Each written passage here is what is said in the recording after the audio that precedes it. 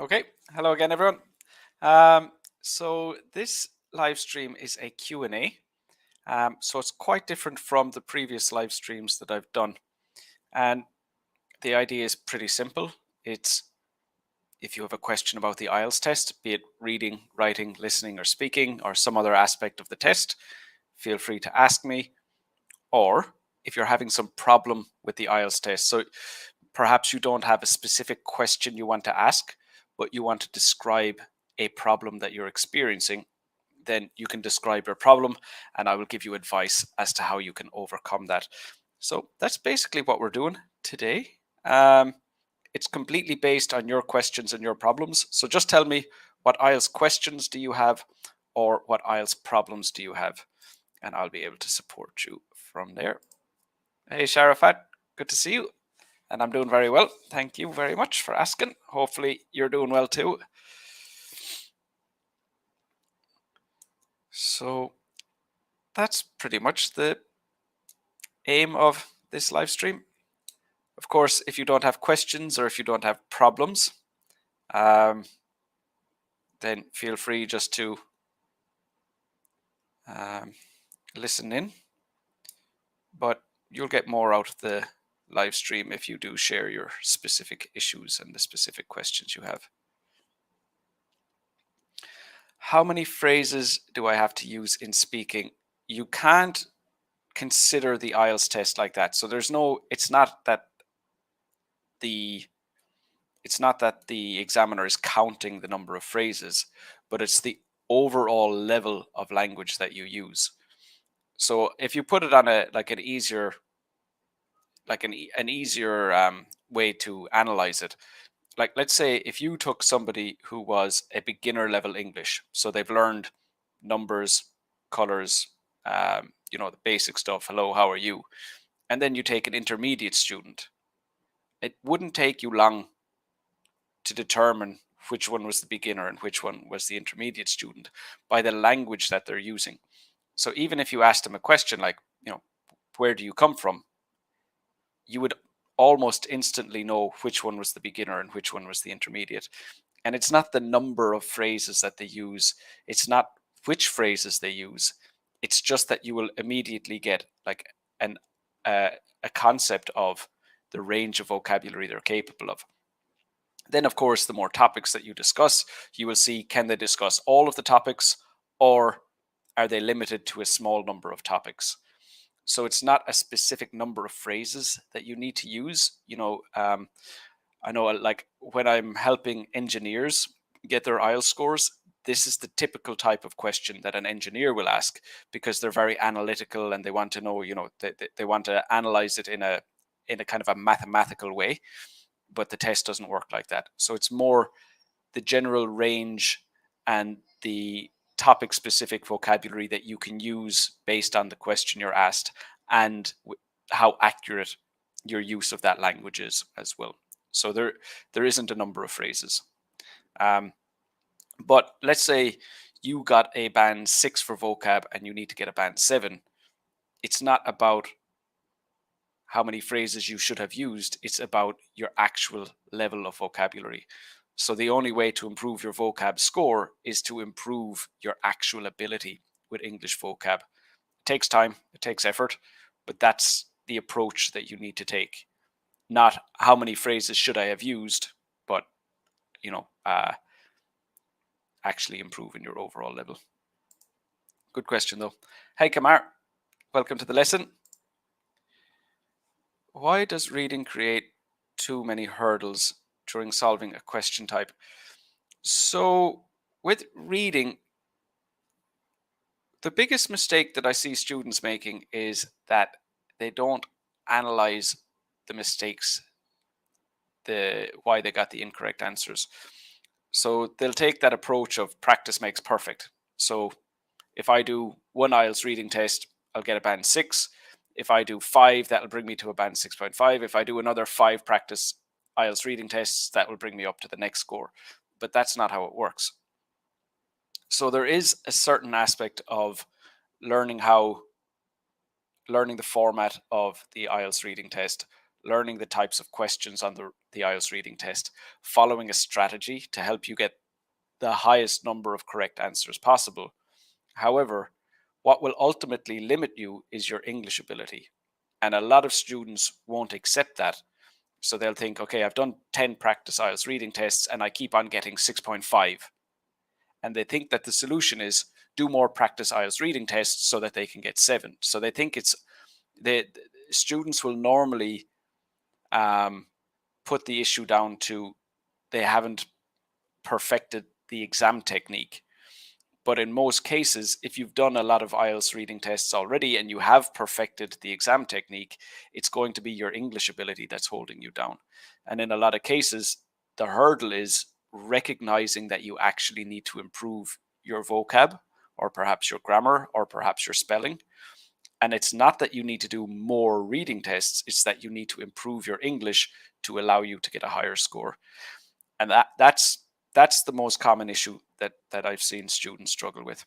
Not so much how to do it, but understanding that it is their English ability that's holding them back. Hey, Leo. Welcome to the lesson. Good to see you here again. Hey, Princess. And Eddie Prince is here. Good to see you here from Nigeria. Very good. I want to attempt IELTS. How can I judge myself? So most of what you'll find online is how to do the test, and that's very important.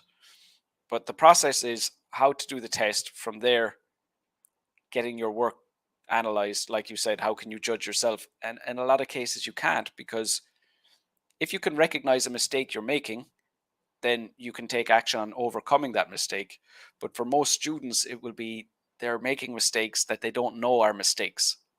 And if you don't know it's a mistake, you're not going to be able to overcome that.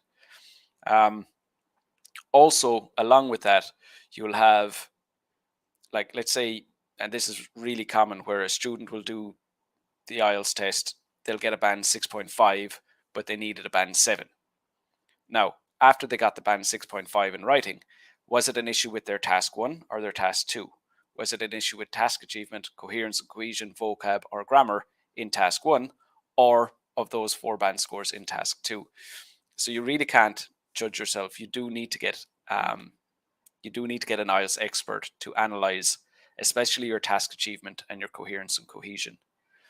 For vocab and grammar, you could get most English teachers, or even somebody whose English ability is better than yours, they can point out your vocab and grammar mistakes. But ultimately, you do need feedback from an IELTS expert. So, you can only do so much by yourself. Faisal, good afternoon to you. Welcome to the lesson. Can you help me or by share a friend who speaks English regularly? So it depends what you're trying to do. It depends. So if you're trying to improve your like task achievement and coherence and cohesion scores, a friend who speaks English regularly isn't really going to do that for you. I can definitely help you. I have services for that. I have one-on-one corrections, essay corrections, mock speaking tests, and courses. So IELTS writing, IELTS speaking courses. I'll share that with you here. I'll just call it IELTS support for now. I'll paste it in the comments for you. But that's essentially the main part of how I will help. So I can show you what to do, but the biggest part of the support is looking at your work, telling you what you're doing wrong. And it's not like you need an IELTS expert. So even like a standard English language teacher won't be able to give you that feedback. Hey, Ted. Good to see you here. Okay, great. We have lots of questions. Good. So, Parvin, what is the appropriate system to answer reading module, such as answers randomly or sequentially? Some of the answers appear in order and some of them don't. So you need to make yourself familiar with which ones do and which ones don't.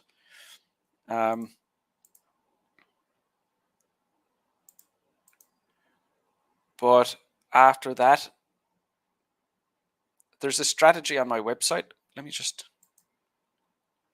quickly share my screen with you here.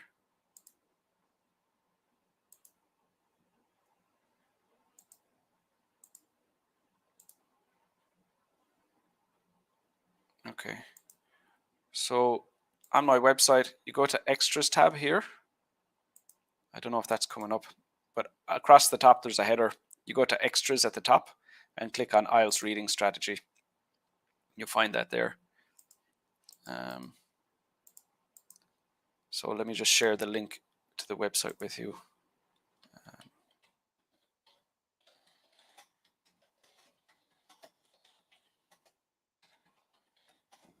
Called it Complete Test Success website. So I don't know, I was putting my cursor on the website and it was opening up the menu, but I'm not sure if that was being shared on screen. So go to the website, you see the banner across the top, go to Extras and click on the reading strategy. And that'll show you which question types come in order, which question types don't come in order, and how to approach the reading test. So you'll find all of that there. Cameron Beck, hello to you. Hello again, welcome to the lesson. Sepiso, hello, happy to see you live. Thank you. Good to see you here too.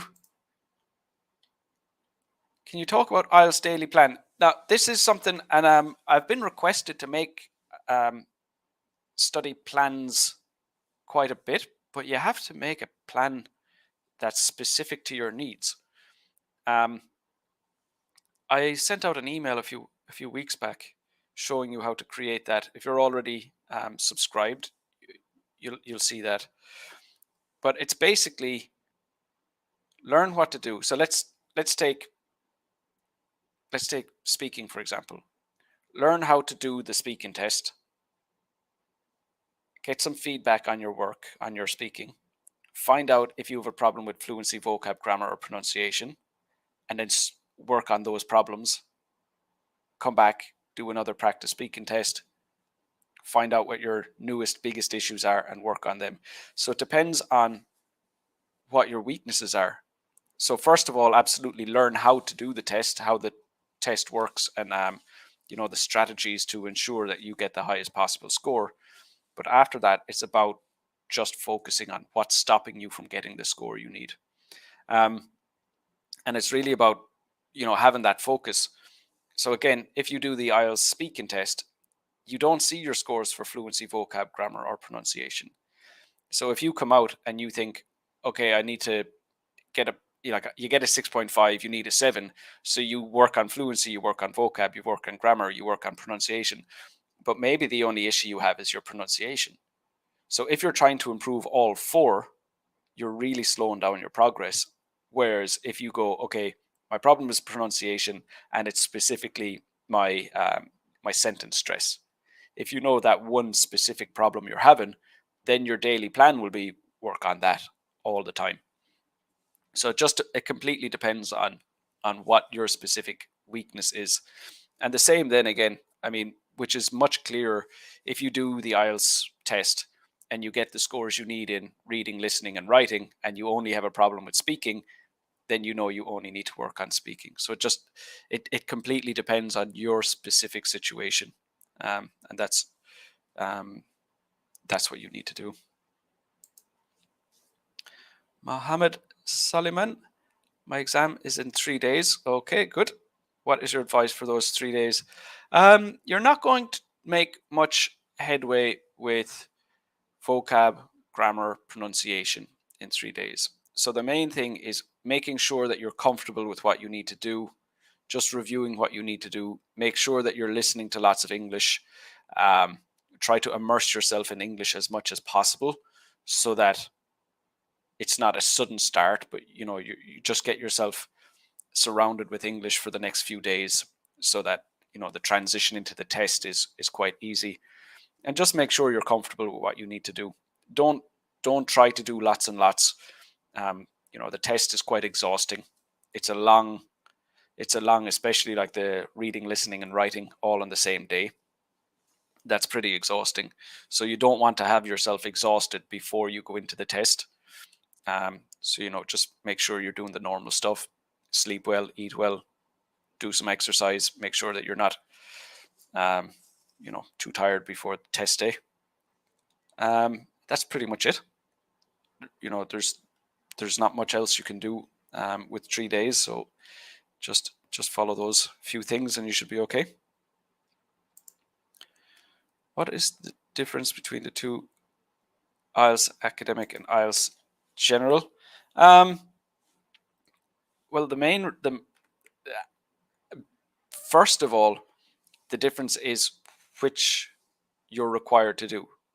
So, some institutes will want you to do IELTS General, some institutes will want you to do Academic IELTS. So firstly, it depends on what your purpose is. So, like, let's say you want to go abroad, you want to get a study visa, and your university requires you to do the academic test, then the general training test is of no use to you. So first of all, find out which one you need. After that, the only differences are writing task 1, those are different, and the types of text that they use in the reading test. The question types are the same in the reading test, but the types of text are different. And that's essentially it. Task 1 is different in writing, and the types of text in reading. Speaking tests are the exact same, and the listening tests are the exact same.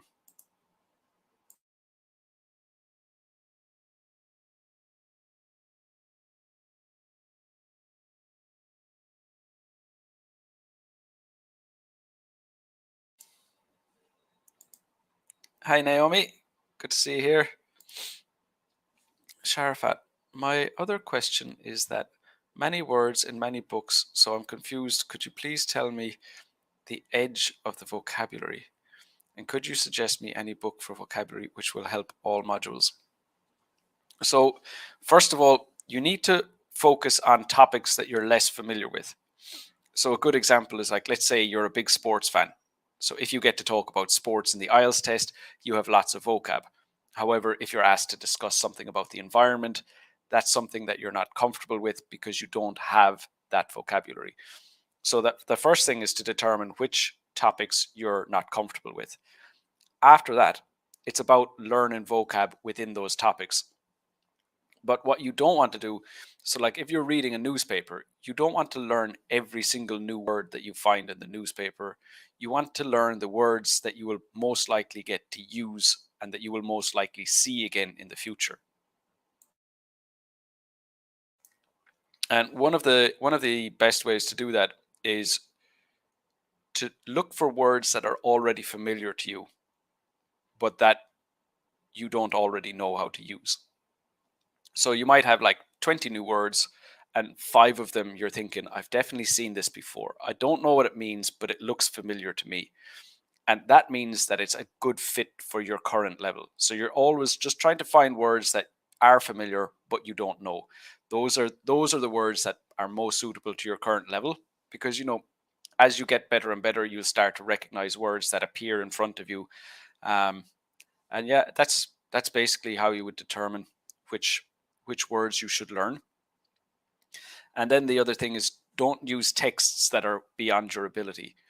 So try to use, like, there are newspapers written specifically for language learners. So those would be suitable for, a student who's around intermediate or going on to upper intermediate.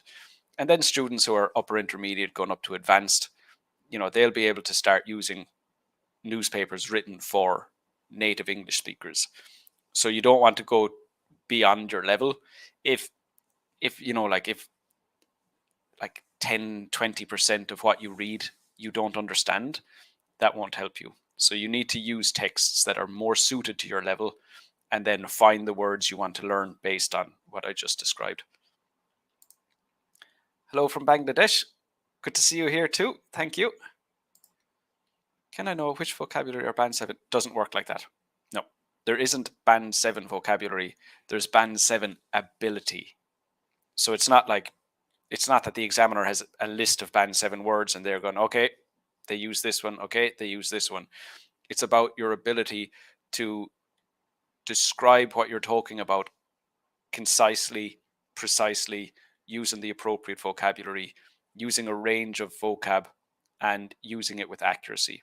And it's the range is going to have to do with the topic that you're discussing. So, if you're asked to talk about, I don't know, like let's say you're asked to talk about traffic, there are specific words that are only used to discuss traffic. So if you're able to use those when you're speaking about traffic, that shows range. Whereas there are other words that we can use to discuss any topic, and those words aren't really going to push you up to a band 7. Of course, you need to use those words as well, but um, words that aren't specific to a topic aren't going to push you to a band 7. Olukemi, hello to you. Sepiso, how can you improve grammar? So the same thing, it's the same thing again. It's like we were saying earlier about how to improve your reading, how to improve your speaking. It's about understanding what areas of grammar you're not able to use accurately. So, if you have an issue with articles, you need to work on articles. You don't want to just buy a grammar book and read it from start to finish. You want to have, more focus than that. So find out what mistakes you're making most often. And then it's about like relearning the rules, even though, at your level, you'll have seen every grammar rule already, but it's not about learning the grammar rules. It's about understanding them. So let's say you're making mistakes with articles. There's some aspect of the rules of articles that you don't understand how to use. So you're looking for which rules can you definitely use perfectly every time. You can ignore those. Which rules do you not fully understand? You don't know how they work. Focus on those.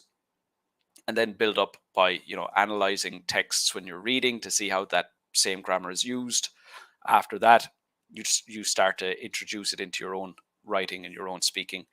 But again, it's about being focused. It's about knowing what your mistakes are and only giving attention to those mistakes. Hey, Leo. Please to you, what is your best advice for someone who wants to move from a 6 to a band 7? Well, it's got to be the same thing again. It's why are you getting a 6 instead of a 7? And that's why, unlike learning general English where you can just kind of tip away on your own, that's why most IELTS candidates need the help of an IELTS expert. It's like, why did you get a band 6? Well, you don't know that. However, an IELTS expert can tell you that, and then you will know how to improve. So, I would have to look at your writing, or I would have to do a practice IELTS speaking test to tell you what you need to do that.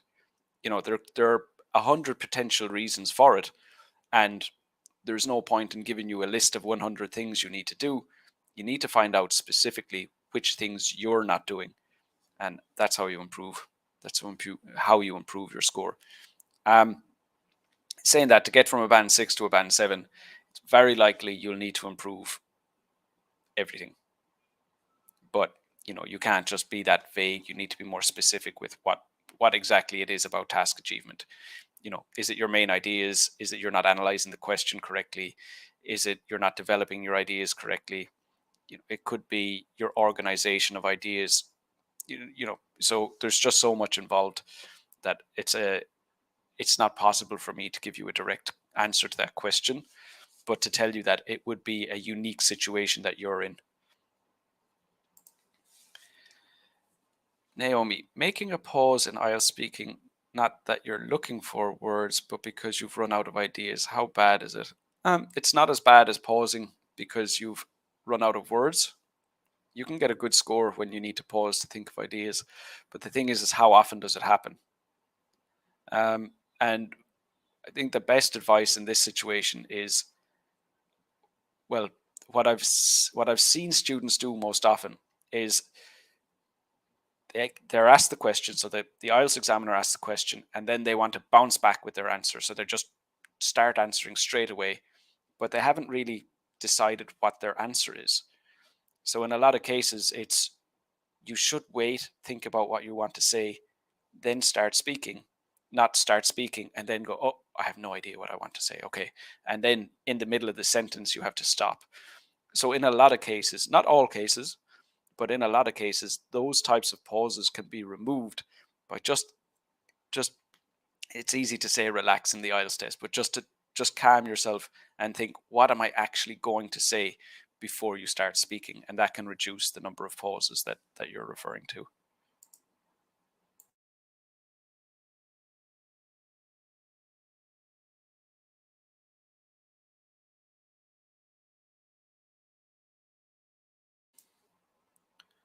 Okay.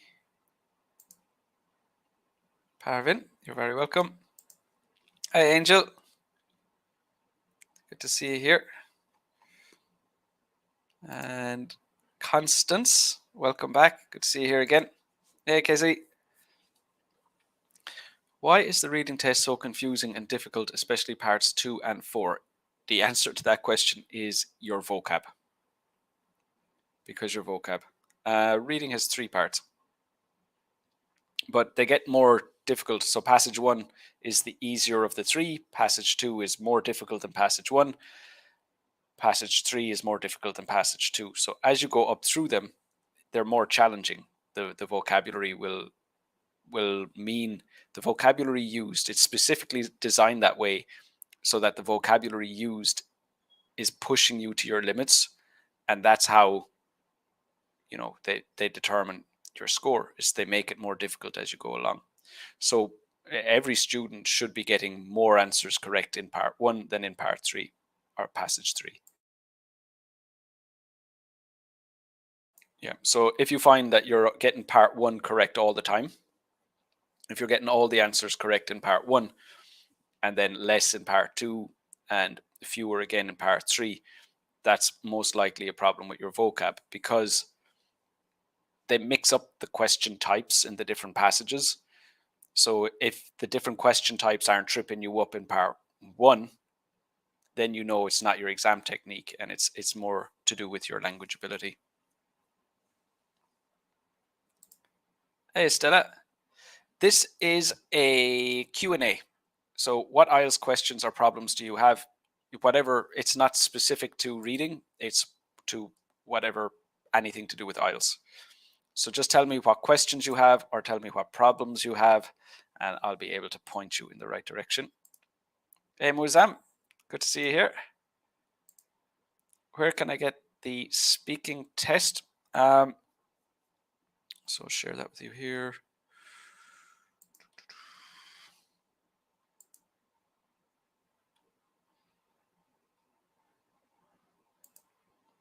Okay, I'll share a link with you here. So I'll put it in the comments and I'll call it IELTS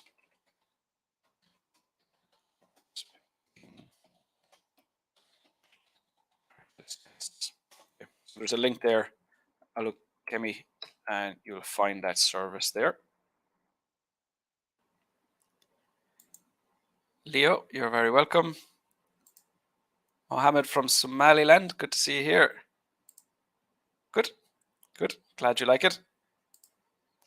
How one can reduce the pressure and control his or her nerves on speaking test day. That is genuinely the only question that I don't have a good answer to. I've done research on it. I've done research on, practical ways to reduce stress, and I haven't seen anything practical. It's all kind of like theoretical, like, think of a blue sky, think of a rainbow, that type of stuff. And I prefer more like something practical that will actually work. One thing that definitely works is to know you're ready, like get 100% ready beforehand. So like when I'm working with students on my course, like let's say I'm looking at I'm doing practice IELTS speaking tests with them. The first one is like, you're a band 6.5. This is why. They do another one. It's like, well, you're still a band 6.5, even though you're getting better. And this is why. And then, over time, the student literally works on their weaknesses so that they have the ability to get the score that they need. And from getting feedback and knowing that they are capable of getting the score they need, that gives them a lot more confidence on test day. But it's still a stressful environment. It's high pressure. You got one chance. You're, like lots of people have deadlines. The test is expensive. If you're going to if you're going to fail the test, 4, 5, 6 times, that's expensive. So I mean, it is understandably it's a pretty high pressure test. I mean, knowing you're ready is helpful, and then there are some breathing techniques and stuff. But I think overall, yeah, I think everybody's going to be a little bit stressed on test day, and I don't have a good answers. Like if you're in the test and you're feeling stressed, I mean, deep breaths. But beyond that, I don't have a very good answer to that question. Hi, Israt. Leo, can you send your real email for me? Yeah. My email is lar@completetestsuccess.com.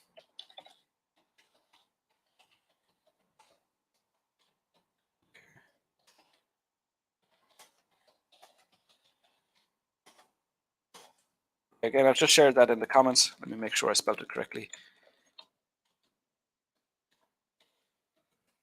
There we go.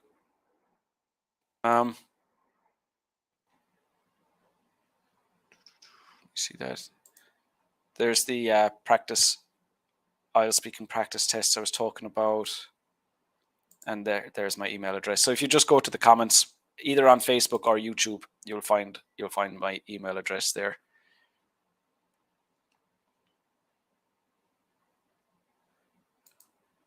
Okay, Eddie. Good. Glad that I've answered your question for you. Ideal, hello to you. Can we use personal examples in writing task 2? Yes, absolutely. You definitely can. Sir, you classify as ready, writing, and speaking. Sorry, Faisal. Can you rephrase that question for me? I'm happy to answer your question, but I don't fully understand what you're asking here. Leo, how can I improve my ideas? Okay, first of all, the thing that's probably one of the most difficult things as an IELTS expert is convincing students that they should write a plan. Nobody wants to do it. And everybody says, I will definitely do it. And then they don't do it over and over. I mean, I've been teaching IELTS for like over 12 years now. And every single time I say write a plan, all the students go, yes, I definitely will. And then when they're writing the essay, they don't do it. It's really difficult to convince students to write a plan. But after you convince a student, I'm talking from my perspective, once I convince a student to write a plan, they understand how beneficial it really is because they see how their scores for task achievement, how their ideas are, more relevant, more specific, and better developed.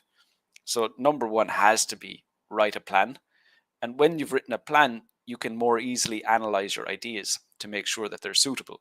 So your main ideas need to be relevant. They need to be they need to be specific. Your development needs to be about your main idea, and it needs to be relevant. And it also needs to be specific. So it's all about writing a plan and analyzing that plan very carefully so you don't end up with ideas that shouldn't be in your essay. That's the one biggest piece of advice I can say is actually physically write down your plan and analyze it. And that's the one biggest step you can take towards improving your main ideas.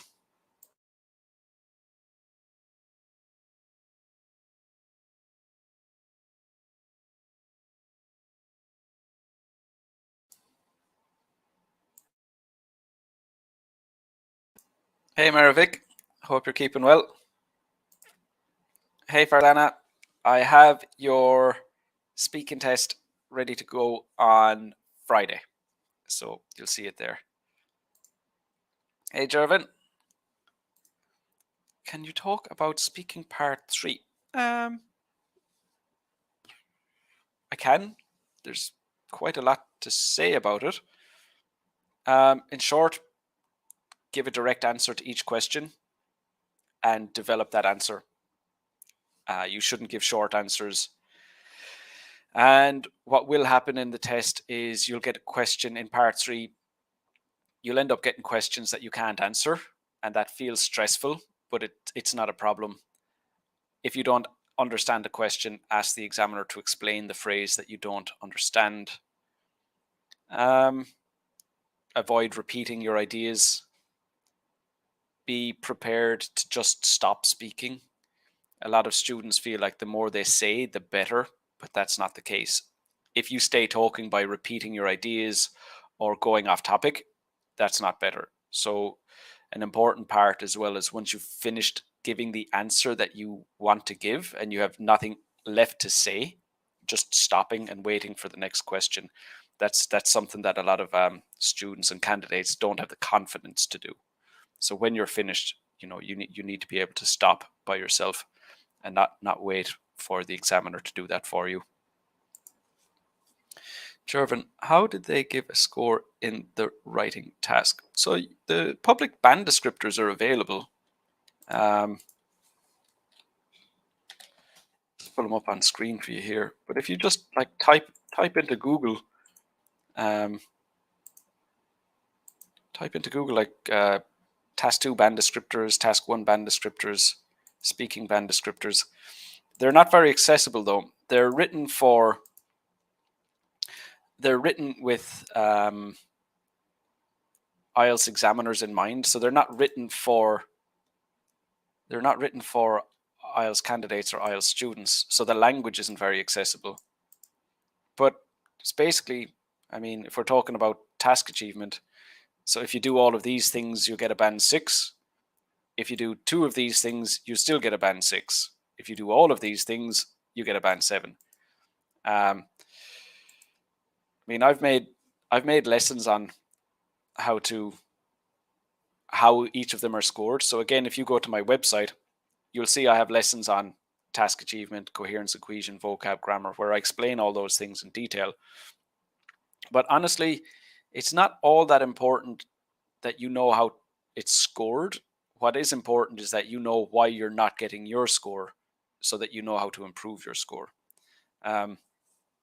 So I know it's more of a curiosity thing as to how the examiner does it, but the most important thing is understanding your specific weaknesses and working on your specific weaknesses. That's really the key to improving your score. All capital letters should we write in task 1, task 2? Don't. No, just use normal letters. I mean, you can, but I don't advise it, because ultimately what that means is you have a problem with punctuation. The only reason you would do that is if you don't know how to use capital letters.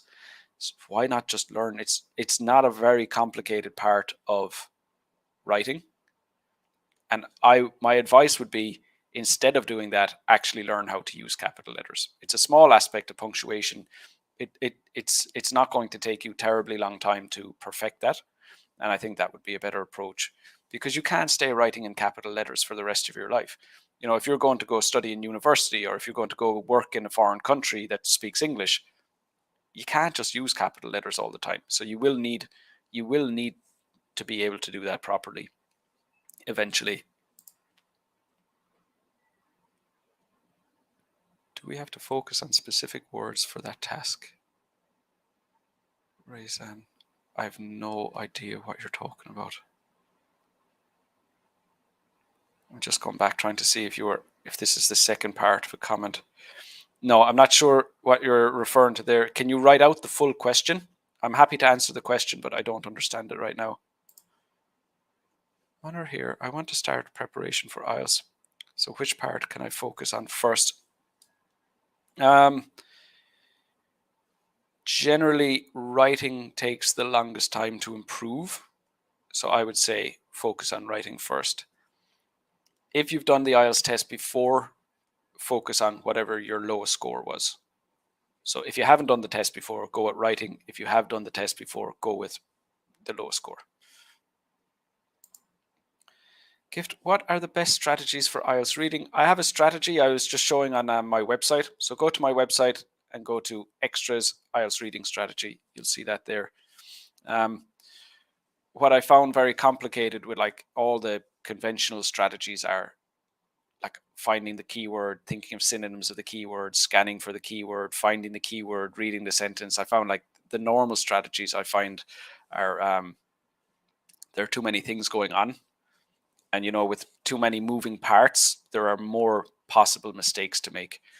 So the kind of like the summary of my strategy is read the first paragraph, look at all the questions to see which ones you can answer. Read the second paragraph, look at all the questions to see which one you can answer. And there's a lot less, that doing it that way is a lot less complicated. There are less things that can go wrong. There's less that you have to remember. It's actually faster. It's actually faster to do it that way. So yeah, that's the basics. But there are also other things you can take into account, such as, which answers come in the same order as the questions, which answers come in random order. So there are other things that you need to apply, but that's the basics of the strategy that I created. What is the best way to learn vocabulary for reading section, and how can I improve my reading score from 5 to 7? So you just need to learn vocab in the way you normally would. There's no special technique for reading compared to there is for improving vocab in general.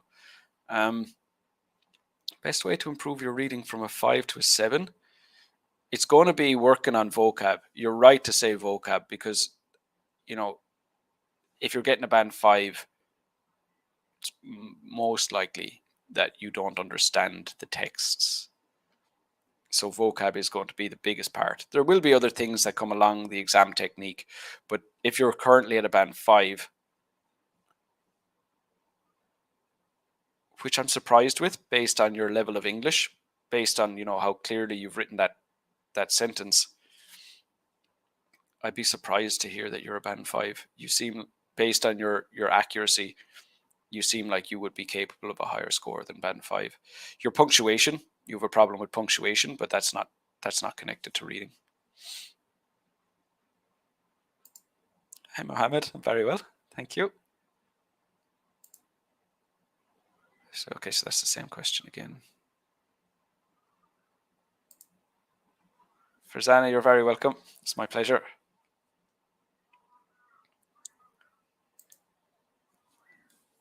Mohammed, hi sir. I want to know how to get rid of spelling mistakes. In listening part, I do a lot of spelling mistakes, which brings down my overall score. Yeah, so spelling, it's basically you need to relearn each one at a time. A really helpful way to improve your spelling is to use a spell checker, like you'll find with the Grammarly software, or you'll find with Microsoft Word. They just have an inbuilt spell checker. So when you're practicing writing IELTS writing answers, when you're writing your task 1, your task 2 answers, type it into Microsoft Word, type it into Grammarly, and then they will underline all your spelling mistakes and show you how to spell it correctly. And it's just a matter of identifying which words you spell incorrectly in that way, making a list of them in a notebook, and then learning them one at a time. There's no real technique beyond doing it one at a time. So the technique I'm describing is how to find which words you spell incorrectly, but you do need to sit down and literally learn them.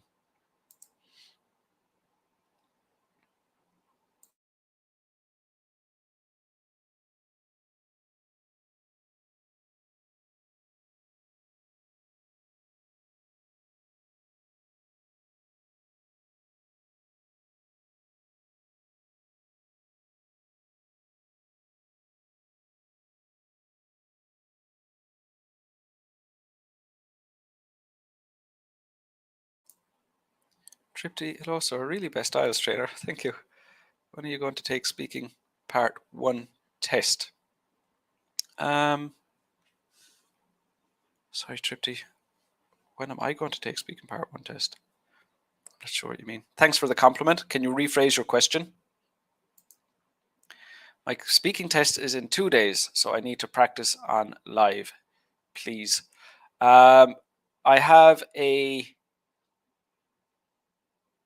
I shared that link already. I have a practice IELTS speaking test service. However, if your test is in 2 days, would we have time? Yeah, we could do it tomorrow, but you'll need to purchase that tonight. So after you make the purchase, you get access to my calendar, and it'll show you all the times that I'm available, and you just choose your time that way.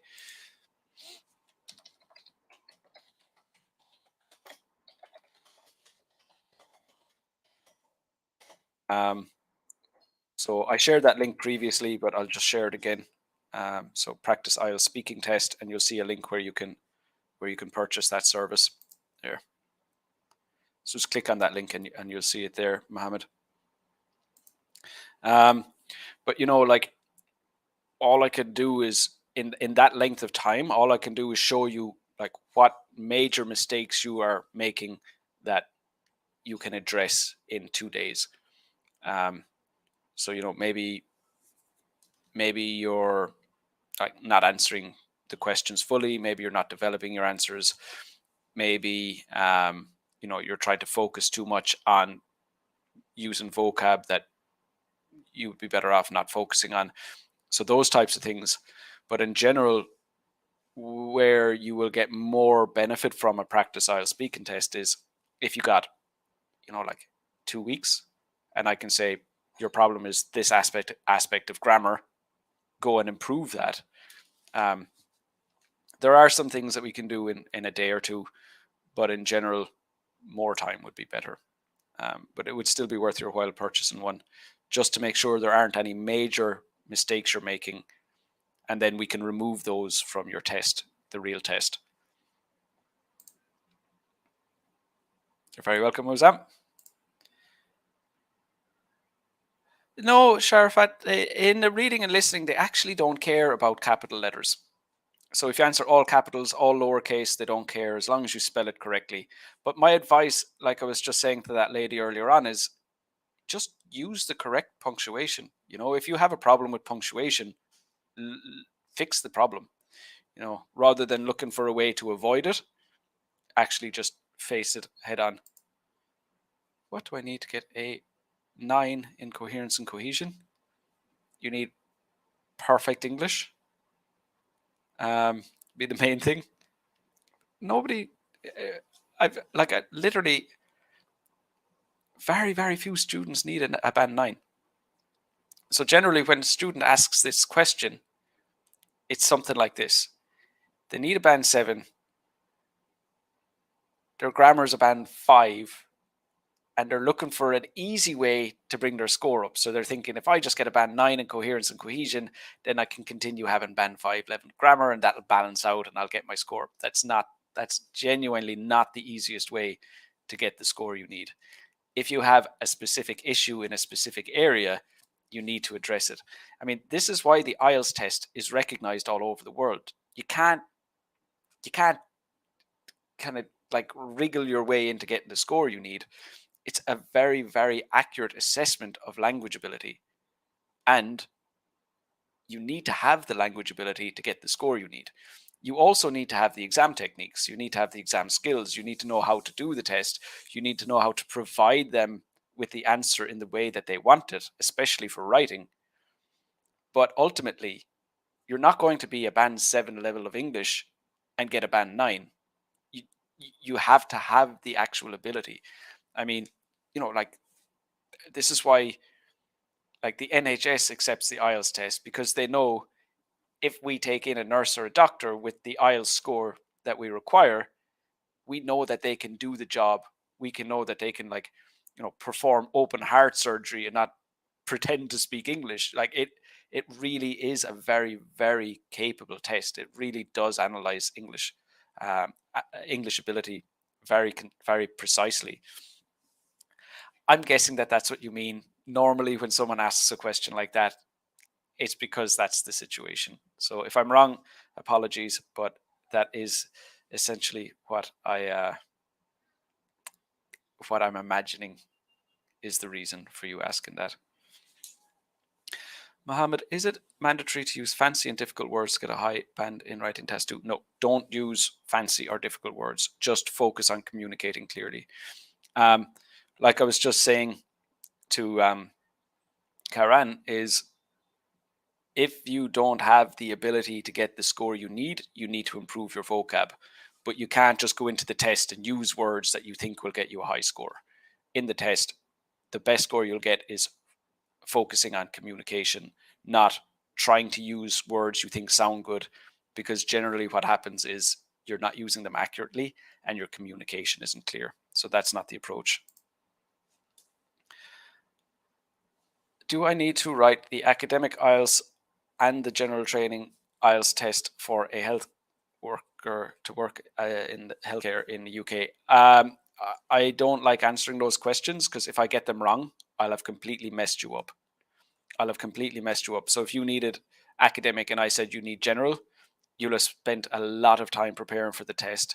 You'll have paid to do the test. You'll have put a lot of time and effort into doing the test, and then you have the wrong one, and it's my fault. I don't want that responsibility. So whatever your situation is, you need to contact the specific institute that you will give the certificate to. So you contact the NHS and say, tell me, what score do you need? What IELTS test do you need? And then you'll know for sure that you're doing the right one.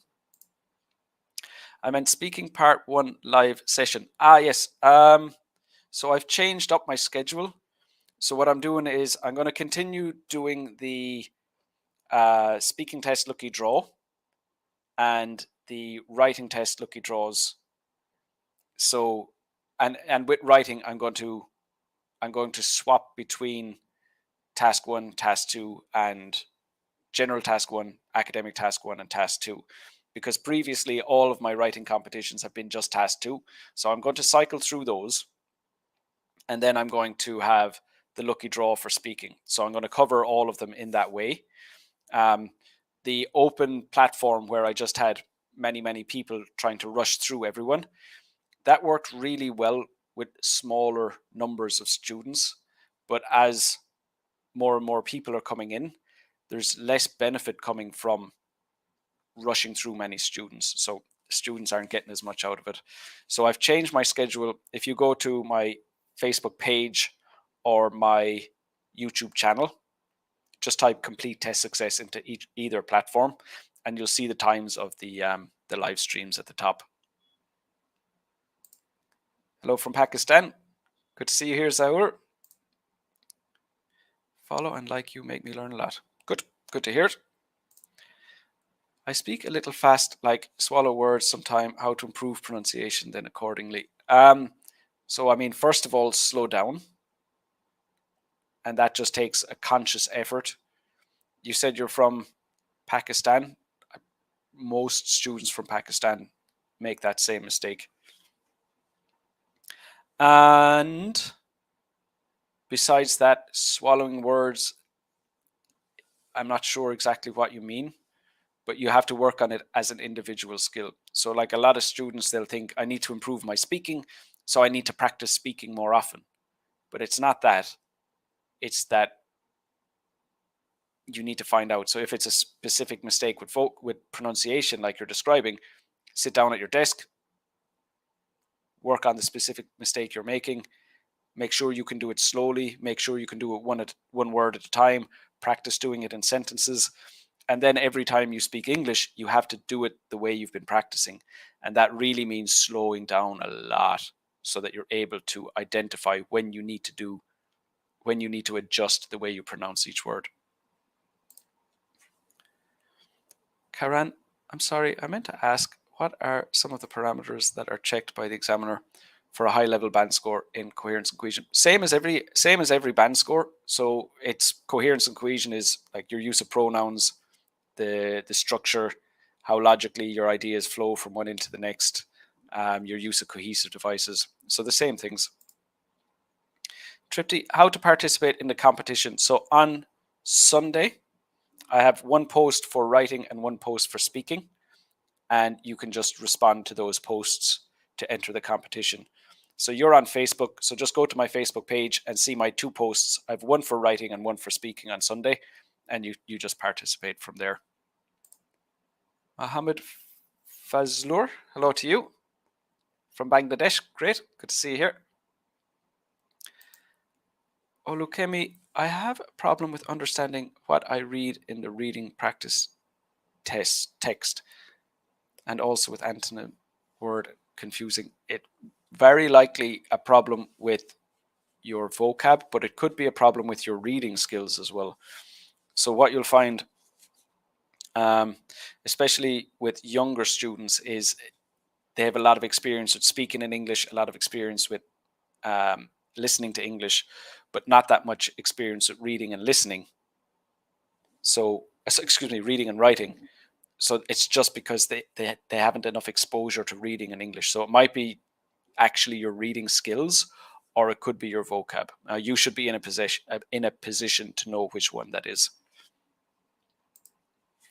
Sir, how to stay focused with ideas while explaining them, because mostly we get distracted while setting up the context. Plan. That's why you need to plan your essay.